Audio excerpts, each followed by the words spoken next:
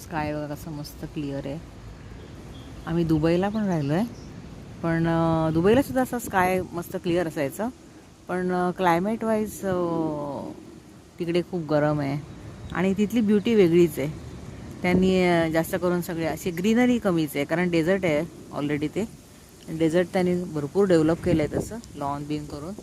पण सगळं म्हणजे झाडं लावून नॅचरल काही नाही आहे तिथे. सगळं झाडं लावून आर्टिफिशियल केलेलं आहे. फुलं लावली आहेत, झाडं लावली आहेत.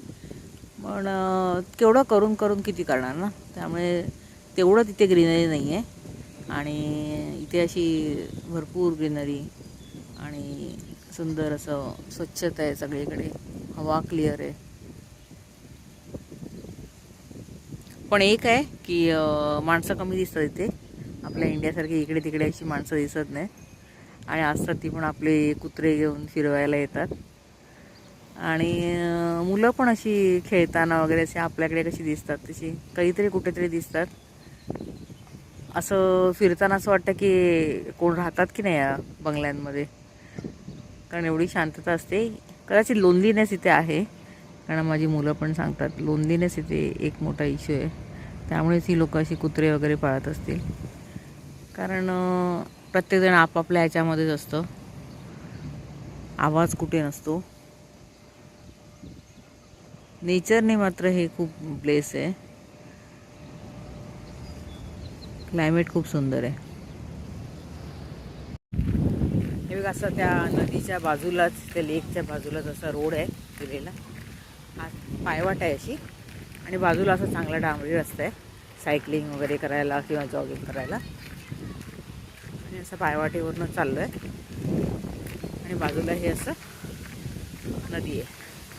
आणि ते बघा इथे एक थवा आहे बदकांचा, मस्त पोहत आहे. प्रत्येक झाड बघा कसं, प्रत्येक झाड व्हेरायटी ऑफ पीसेस आहेत झाडांच्या. हे बघा किती सुंदर वाटतं. हे जसं आलंय ते झाड,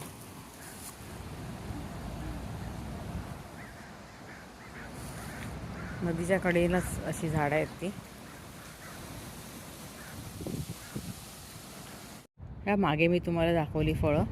आता हे ॲपलचं झाड आहे फुजीचं. तर त्याने असं ते वेलीसारखं असं सगळीकडे पसरवलं आहे आणि भरपूर ॲपल आली आहेत बघा त्याला.